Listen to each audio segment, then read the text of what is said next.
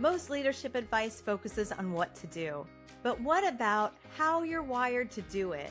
Welcome to the Empowered Half Hour. I'm Becca Powers, a nervous system leadership expert and best-selling author.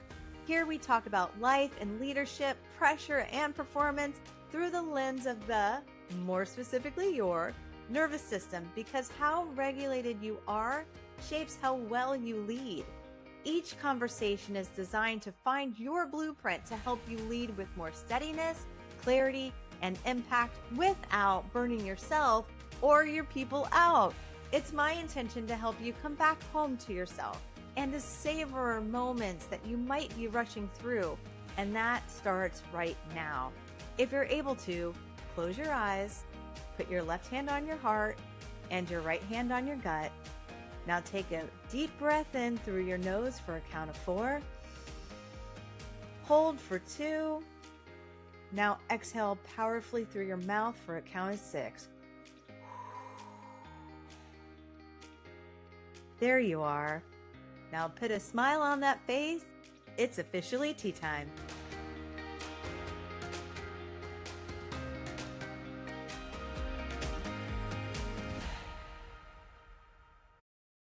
Welcome to another episode of the Empowered Half Hour. And I know I normally say I'm excited to bring you today's guest, but I am so excited to bring you today's guest. I have podcast extraordinaire. I'm going to share more formal titles with you in a second, but she's also a personal friend and colleague that I have met out in my entrepreneur world. And so I'd like to introduce you to Allison Hare, podcast strategist, and she has a global top 1.5% podcast, and she shows others how to do the same. Let me welcome you to the show, Allison. I'm so happy you're here. Becca, I'm so glad to be here. We are going to have so much fun in this Oh, we conversation. are. We are. I mean, so Allison's my podcast strategist, and I'm just saying we're in the top 10% right now. So her work works, people. Allison, my first question for you is, how did you transition from tech sales to podcast strategist, like working with some of the biggest names in the industry? Like there has to be a story there. So I want to know things. Yeah, so let me back up. So my background is 20 plus years in corporate sales. So I worked for Salesforce, DocuSign, ADP for the better part of 20 years. And I've just been in that room for a long, long time. My education background is I have a degree in broadcasting. And while I was in corporate America, in 2019, I launched my podcast, Culture Changers. I was like a weekend warrior. I would do it on the nights and weekends. I remember being in Salesforce offices where I would literally go in phone booths. They had these like soundproof little phone booths, and I would do interviews. I would do podcast interviews in them during my lunch hour, right? And then I'd go back to doing what I was doing. But I launched Culture Changers in 2019. Like you said, it's a globally ranked, award winning podcast, something I'm really proud of. I've interviewed people like Seth Godin and Jesse Itzler and Mariel Hemingway. And if you know who those people are, they're big in their own circles. You could just trust on that. But almost as long as I have been podcasting myself, I've been helping people launch and grow their shows, literally. And it was 6 months after that people kept asking me about it. And so I was doing it undercover. It wasn't my main thing. And in 2022, I left the corporate world. I left it on purpose without a plan. I do not recommend the approach. I was profoundly burned out. I needed a Becca Powers, really. And I was 47 years old and just starting literally from scratch. Again, I do not recommend this approach. I think there are other ways to do it. But I kind of went on a journey, and how I met Becca is that I had partnered with a personal brand strategy firm called Brand Builders Group, first as a client, and then supporting them on their team in a sales capacity and supporting their podcast community. The podcasting thing kept coming up again and again and again. It just kept coming up where people kept asking me about it. And in 2025, in March, so we're recording this in May 1st of 2026. So a little over a year ago, I decided when I was with Becca at an event that I was going all in on podcast strategy. And so last year, I worked on 24 shows alone. One of them was yours, Becca, which is super exciting as we closed out the end of last year.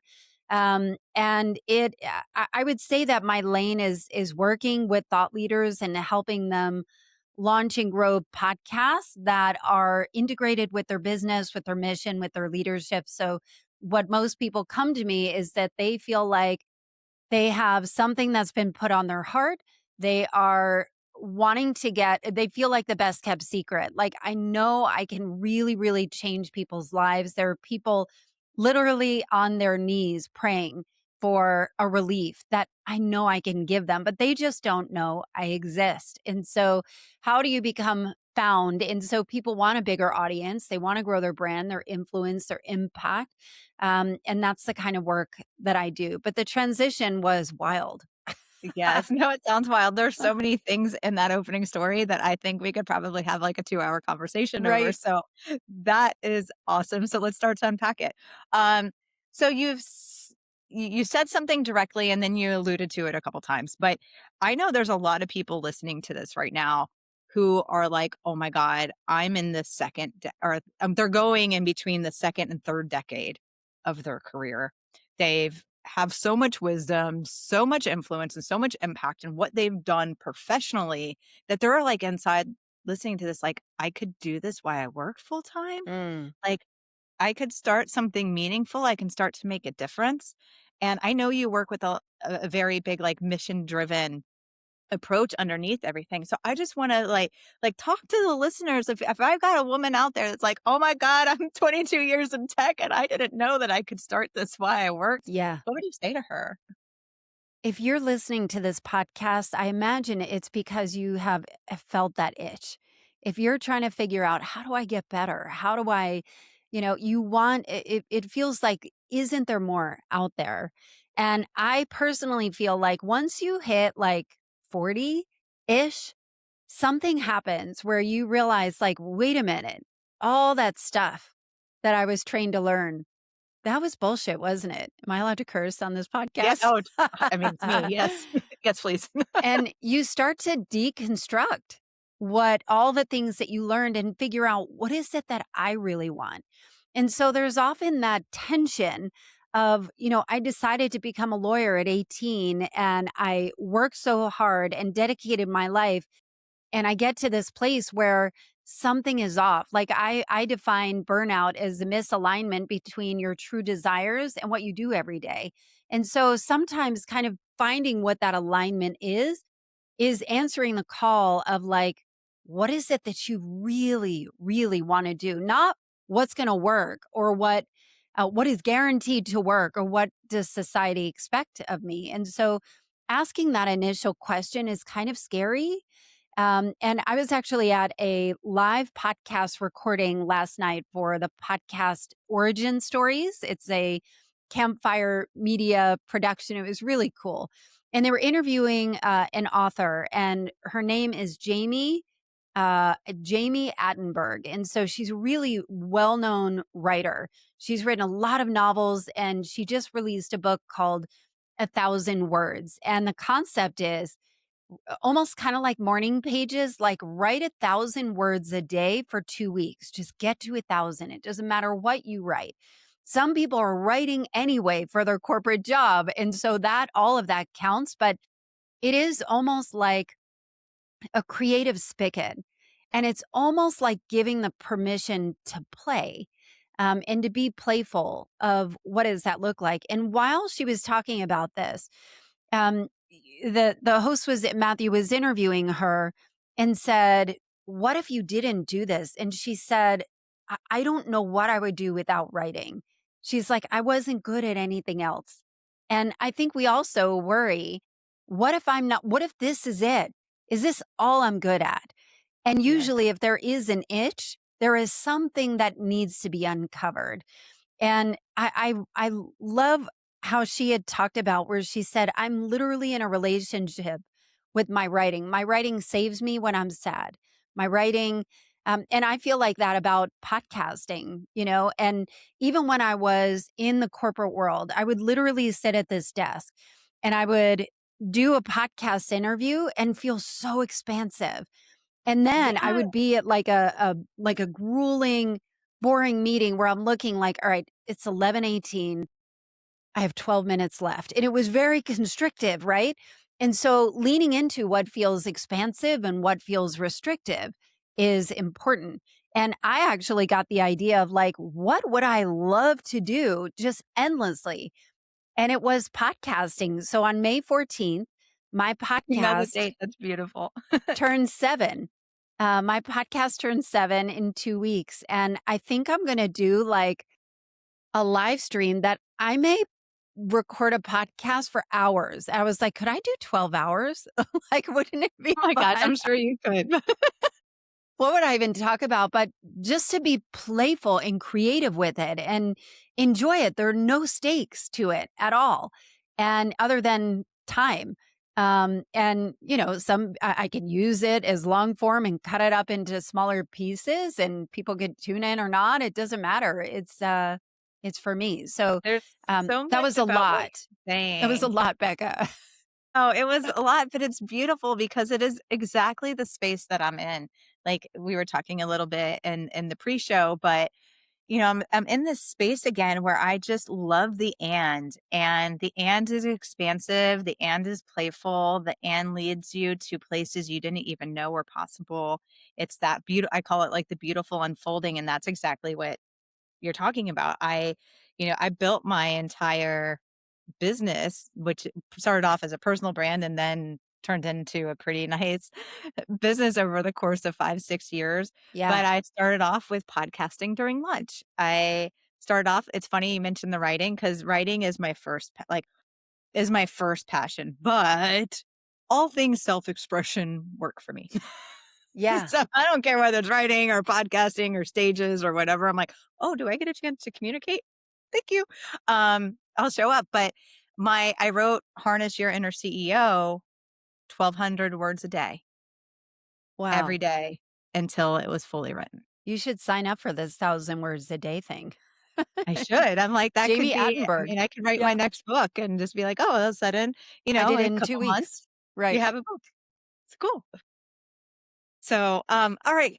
Well, I love what you said because what I'm hoping the audience is picking up is that in the spirit of play, you start to honor your true self. You start to honor this feeling inside you that has been percolating. Like maybe there's more.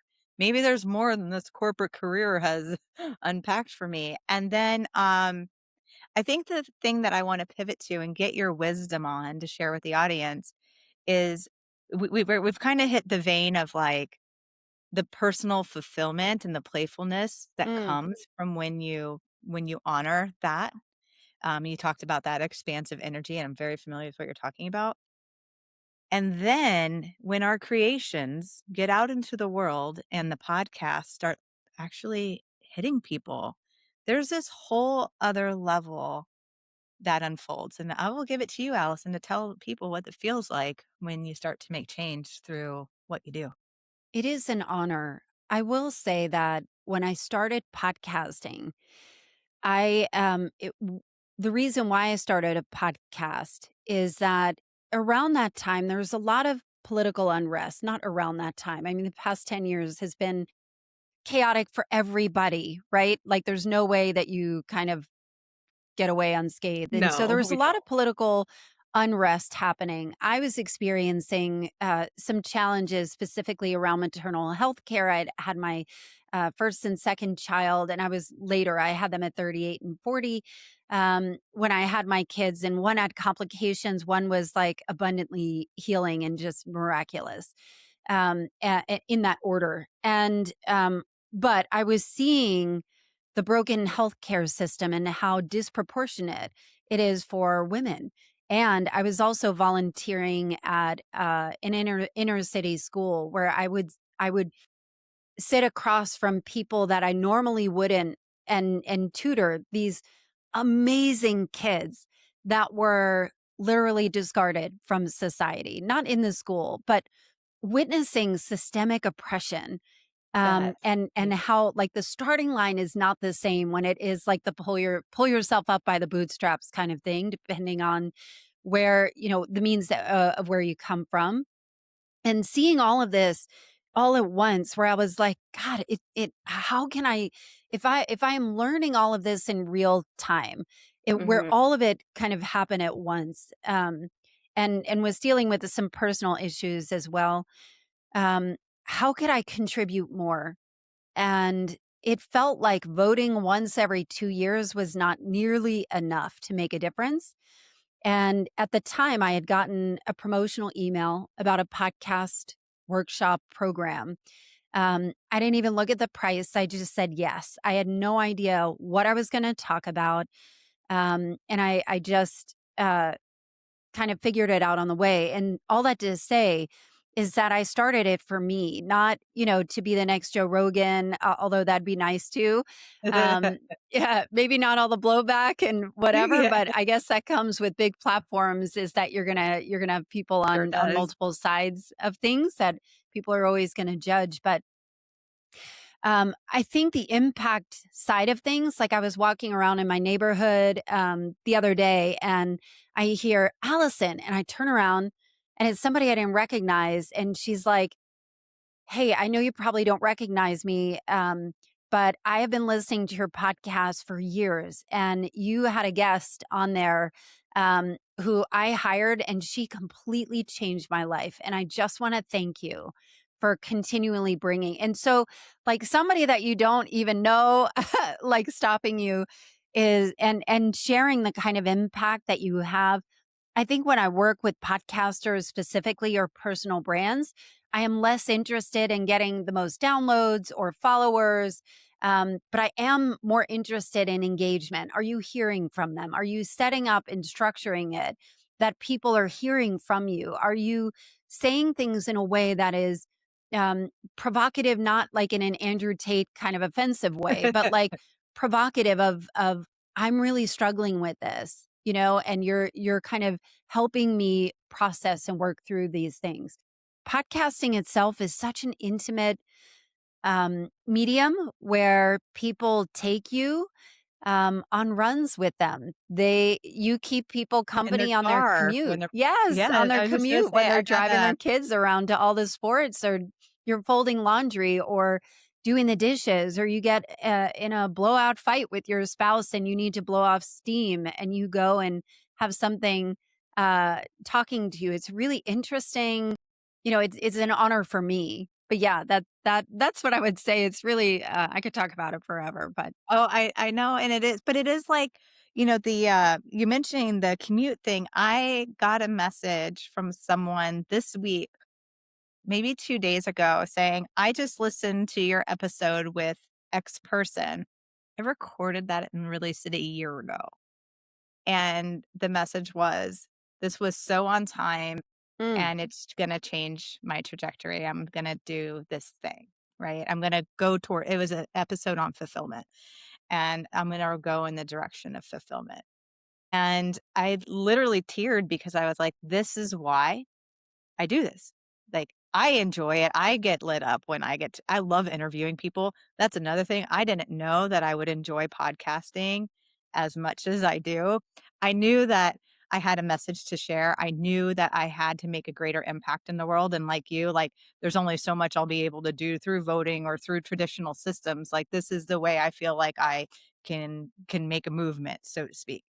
But I didn't know that I would enjoy it, and then I didn't really, really know that it creates such a like, I would get a message from someone who listened to an episode a year ago, but they just listened to it today, and so that ripple effect is kinda what you're talking about too. The impact yeah, is big. yeah, So all right. So I think we're on a good strand of inspiring someone who's sitting there just saying, "I think I need to do something with this." But what would you say to the listener who has been percolating the idea? Like, how would they pull it forward? Like, okay, Allison's inspiring me. Becca's inspiring me. I have this idea, but how do I know if it lands? Like, can you give a little teaser to your work and like where you might start someone? Yeah, so I do this thing, this exercise called the 4 Ps. And so understanding the 4 Ps, and this can go for personal brands as well, but specifically for podcasting, a lot of Ps, I guess. And the first one is, what purpose does a podcast serve for you as the creator? Not like, hey, who's it for? But like, why? Because podcasting does require work. And so I don't want to make any bones about it. Sometimes people will have kind of a half-baked idea and they're like, let me just throw it out there and see. And, most podcasts never make it past episode 10 for that reason, because there isn't enough foundational Really? stuff. It gets stalled at 10? Like that's Yeah. the statistic? Yeah. I Wow. mean, yes. Yes. All right. Well, I think it's continue. like I was just like, whoa. 84%. 84% never make it past episode 10.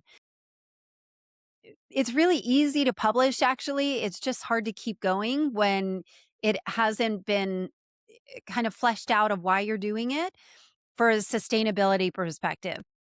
So I think that that's one piece. The second piece is, who do you want to serve? Who is the person that is, when you speak, they're going to hear you and go, she's talking to me. She's talking to me. Not like, I'm here to transform lives. I mean, Becca, do you want to have your life transformed? I guess, for Yeah, you're what? like, that wasn't my call in, but I guess that's what's gonna happen. It's I don't so know. broad, right? And Yeah. so we want to have it a little more specific. So who are you serving? And then the premise, like, what is the unique thing that only you have? What is the unique perspective and lens? So when you think of your experience, your perspective, your wisdom, your knowledge, all of this collection of things, I think often people think, well, somebody has already done it. There's so many podcasts out there, but none with your voice. And I want to really speak to the person of like finding the she's talking to me. That part is really critical. And so, believe it or not, most of my time when I'm coaching people is not teaching people how to podcast. It is welcoming people home to themselves, because it is so natural that when you hear Jay Shetty and you hear Mel Robbins and you hear people that you respect and admire and that keep you company on your commutes and in your life, that you're like, oh, okay, like I can kind of, it's natural to kind of mimic that. And I actually undo that, because usually your voice and your specific quirks and sometimes it's asking yourself about your unique magic.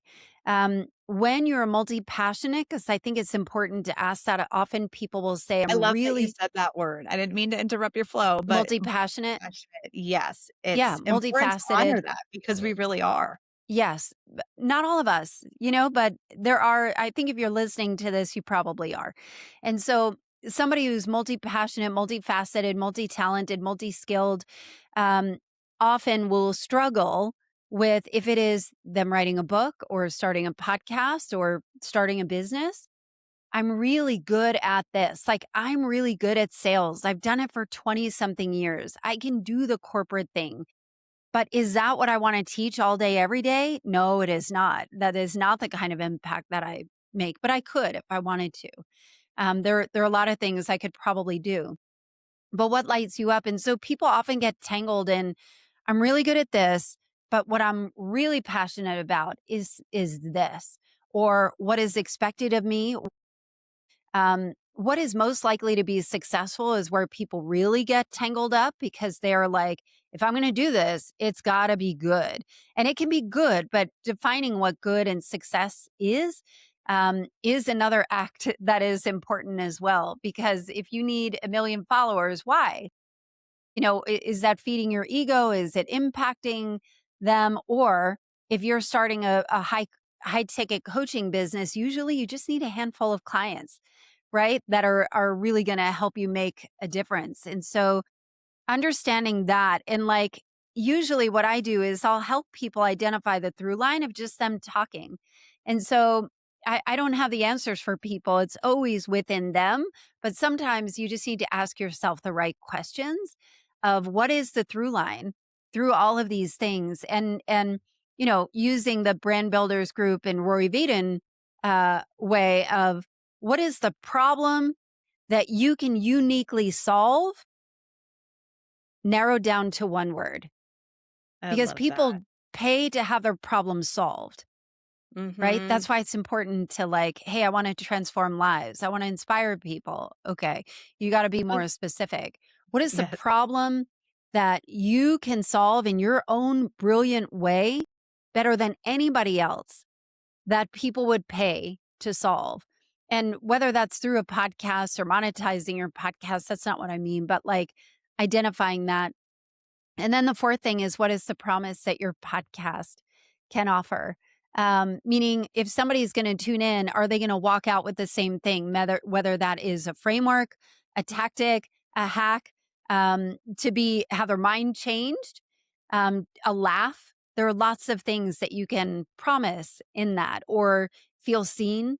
There are lots of ways to do that. So that was a really long But that was answer. perfect. And you nailed the segue because this is the Empowered Half Hour. I We've know got a we're few yeah. minutes left. And one of my promises is that you're going to leave here empowered. And I like to ask every guest as we wrap up, how could podcasting and like honoring that multi-passionate impact, like everything we've talked about, I'm just going to turn it to you. How could it empower someone's life? I think anything, any platform where you can use your voice as a force for good is one that opens doors you could not even imagine, of relationships, of opportunities, of connections, of impacting other lives. It is a one-to-many platform. I like to think that we can make it more bidirectional, where it can be more of a relationship versus just one-way broadcast. But how do you hear from people? But it is about the impact. And I also think of somebody that, and I'll just be honest, like I'm somebody, Culture Changers is a show where I throw gasoline on fiery topics. So we talk about power, politics, religion, sex, relationships. It is Like not for the faint of everything. heart. It may If it's piss you off. taboo, we're going to talk about it. Well, it may piss you off. I think it's just consequential. I think it's all the stuff that we're told not to talk about, which is why I think we're in this mess, because we never were taught how to talk about it. And so I thought, try and thoughtfully kind of take those things. But in the beginning, it has always been about changing the culture. And the way culture changes is often through entertainment, because a spoonful of sugar makes the medicine go down. So can you create an entertaining, engaging podcast that allows and offers people to change? But what I know is that change only happens when you as a listener take that idea and you share it in your circles. You say, I heard this podcast. I don't know if I agree with it. Or, there is a new way of solving this problem that you need to know about. And so that sharing and that communication, I will say that I was much more uh, reserved in the beginning with it, especially politically. And I had a mother that was alive and corporate overlords. And so I was very, very careful I not understand to, you. yeah, like I literally was afraid that if people knew that I believed this or had this, belief or voted for this person, that it would automatically shut it down. And what I have found is that as I have gotten stronger in my voice, you feel so much more liberated. And there is a way to talk about it really respectfully and with dignity. Not, I don't believe in like dehumanizing groups. I mean, if you talk to me, I'll tell you I don't trust our leaders, but I'm betting on us. I'm betting on us to come back together. And I genuinely believe that. But finding your voice and saying what you really mean, without necessarily stepping on other people or trashing other people, is so liberating. It's like when you say no to the wrong thing, it helps you say yes to Say yes yourself. to the right. Yes. Right. I love that so much. And then everything expands. You feel so much more power when you don't have to hold back when you can say it and be respectful and be pulled together in a way that I just think is an art form um, and the key to freedom. I have the goosebumps head to toe. I know you well, but there's so much in this 30-minute conversation that my soul recognized as truth. So I hope the listeners feel it too. Soul powerful. And I would love to turn it over to you to share with the audience how they can get in touch with you, especially if they're listening to this and they're like, hell yeah, I want to start a podcast. Let's go. And Yes. obviously share your contact information so they can stay in touch. Yeah, so if a podcast is on your bucket list and you're like, I would love some more clarity, I do offer free clarity calls. You can go to AllisonHare.com/free call. I also have a free equipment guide and also getting started guide, AllisonHare.com/equipment. I am Allison__Hare on Instagram, AllisonHare.com website, and LinkedIn, Allison Hare. Can I say my name even more What's your with name? it? But Say my I would name. Say love, my name. regardless, if you want a podcast or not, I'd love to hear from you. I always love people that are in Becca's circle. You can just DM me on Instagram and let's chat. I'd love to know Yeah, more about you too. So thank you, I, l- Becca. I love that. Thank you for being a guest. It was an honor to have you. Thank you. If you like today's episode, there are several ways to support the show.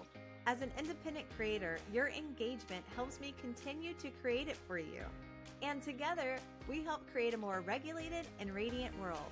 First, please rate and review the show on the platform where you listen, and consider sharing this episode with a friend, or maybe 5. That's how it grows, by sharing these ideas.